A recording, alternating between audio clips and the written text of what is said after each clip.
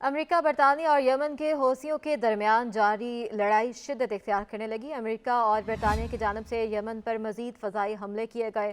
غیر ملکی خبر ایجنسی کے مطابق یمنی دارالحکومت صنعاء اور دیگر علاقوں کو نشانہ بنایا گیا۔ امریکہ اور برطانیہ کا اپنے مشترکہ بیان میں کہنا ہے کہ یمن میں حوثیوں کے 8 اہداف کو نشانہ بنایا گیا ہے۔ امریکہ اور برطانیہ کی جانب سے مزید کہا گیا ہے کہ حوثیوں نے بحیرہ احمر میں تجارتی جہازوں پر حملے جاری رکھے ہوئے ہیں۔ مشترکہ کارروائی کا دوسرا مرحلہ جہاز رانی پر مسلسل حملوں کے جواب میں تھا۔ حوثیوں نے حملوں کے باوجود امریکہ، برطانیہ اور اسرائیل کو مشکل میں ڈال رکھا ہے۔ حوثیوں کو اسلحہ فراہم کرنے والی ایرانی کشتی پر چھاپے کے دوران لاپتہ ہونے والے 2 امریکی فوجیوں کی ہلاکت کی تصدیق کر دی گئی ہے۔ خلیج عدن میں ایک ایرانی کشتی کے خلاف مشن کے دوران لاپتہ ہونے والے امریکی نیوی سیلز کے فوجیوں کی بازیابی کا آپریشن ختم کر دیا گیا ہے۔ امریکی حکام نے اسپیشل فورسز کے جوانوں کو اب مردہ قرار دے دیا ہے۔ امریکی سینٹرل کمانڈ سینٹ کام نے اعلان کیا کہ 11 جنوری کو خلیج عدن میں لاپتہ ہونے والے امریکی نیوی سیلز کے دونوں جوان ہلاک ہو گئے ہیں۔ سینٹ کام کا کہنا ہے کہ 11 جنوری کو خلیج عدن میں ایک چھاپے کی کارروائی کے دوران اس کی نیوی سیلز کے 2 اسپیشل فوجی لاپتہ ہو گئے تھے۔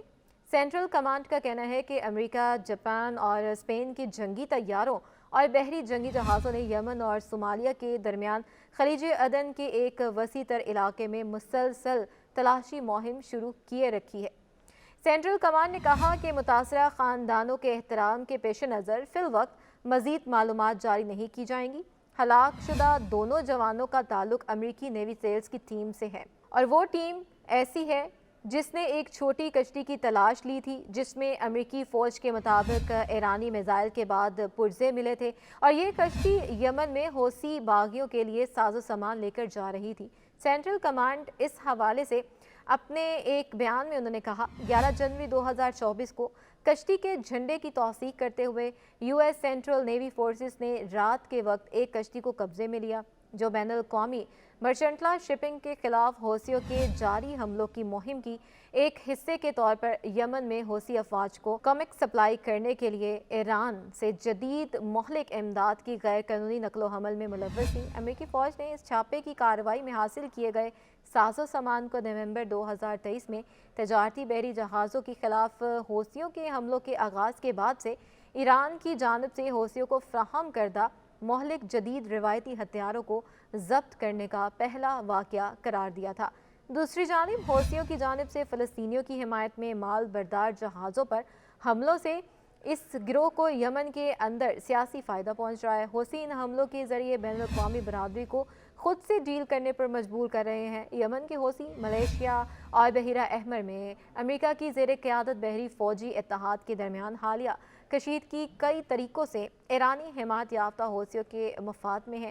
کچھ تجزیہ کاروں کے مطابق در حقیقت یہ صورتحال حوثیوں کے لیے خوش آئند ہے۔ یمن میں تنازعات سے متعلق تجزیہ کار اور واشنگٹن میں قائم انفارمیشن ریسرچ سینٹر برائے یمن کے سابق ڈائریکٹر ہشام الہمسی کا کہنا ہے، حوثی امریکہ کے ساتھ تصادم کا موقع تلاش کر رہے ہیں۔ انہوں نے مزید کہا، پچھلے 8 سال سے حوثی اپنے حامیوں کو بتا رہے ہیں کہ وہ امریکہ اور اسرائیل کے ساتھ جنگ میں ہیں، لہٰذا ان کے لیے ایک سنہری موقع ہے جس سے انہیں فائدہ اٹھانے کی ضرورت ہے۔ سن 2014 سے یمن حالت جنگ میں ہے اور 9 سال سے جاری لڑائی نے یمن کو حوثیوں کے زیر کنٹرول ملک کے شمال اور مغرب میں تقسیم کر دیا ہے۔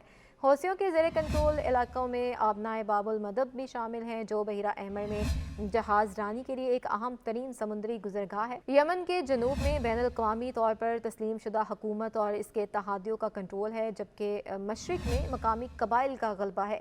اقوام متحدہ کے مطابق جنگ کی وجہ سے یمن میں بنیادی ڈھانچے کو بری طرح نقصان پہنچا اور تنازعات نے مقامی آبادی کو دنیا کے بدترین انسانی بحرانوں میں سے ایک میں دھکیل رکھا ہے۔ غزہ میں اسرائیلی افواج کی حماس کے خلاف جوابی کارروائیوں کے بعد حوثیوں کی جانب سے بظاہر فلسطینیوں کی حمایت میں بحیرہ احمر میں مال بردار جہازوں پر حملوں نے بڑے پیمانے پر ایک اہم بین الاقوامی تجارتی راستے کو متاثر کیا ہے۔ ماہرین کے مطابق حوثیوں کی جانب سے شروع کی گئی لڑائی کا مقصد فتح حاصل کرنا نہیں ہے، وہ بس اشتعال انگیز کارروائیاں کرنا چاہتے ہیں۔ اس کے ساتھ ساتھ یہ تنازع امریکہ کے مقابلے میں حوثیوں کے لیے کم مہنگا ہے۔ تجزیہ کار حشام المسیح کے کہتے ہیں کہ انہوں نے کہا کہ بحیرہ احمر میں ایک مال بردار بحری جہاز پر حوثیوں کے ڈرون حملے کی قیمت تقریباً $1200 ہے، جبکہ امریکی فوجی اتحاد کے حوثیوں کو نشانہ بنانے کے لیے استعمال کیے جانے والے ایک بم کی قیمت تقریباً $1.5 ملین ہے۔ انہوں نے خبردار کیا کہ زمینی کارروائیوں سے بھی حوثیوں کو ہی فائدہ پہنچے گا۔ انہوں نے کہا کہ زمین پر غیر ملکی فوجی بوٹوں سے نہ صرف یمن میں بلکہ علاقائی طور پر بھی حوثیوں کی قانونی حیثیت کو تقویت ملے گی۔